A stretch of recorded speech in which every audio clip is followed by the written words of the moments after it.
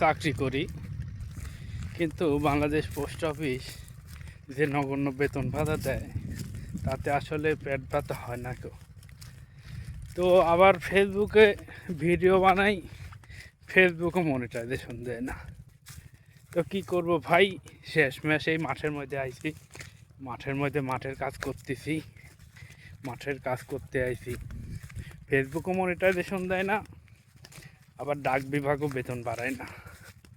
কি করব, পেট তো আর বসে থাকে না, পেটে তো খাবার দিতেই হবে। তাই কৃষি কাজ করে পেট চালানোর জন্য মাঠে আইছি, কৃষি কাজ করতেছি। কৃষি কাজ করতে যাচ্ছি, বয়ে সার বুনতে যাচ্ছি ভাই। কি করব, দুঃখের কথা।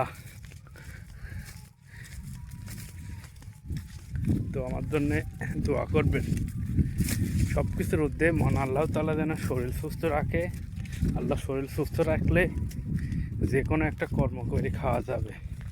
আরে ভাই, কর্ম তো কর্মই, সেটা যেরকমই হোক, যে কর্মই হোক, সবচেয়ে বড় কথা কর্ম করি যেন আল্লাহ খাওয়ার তৌফিক দান করে। ভালো থাকবেন।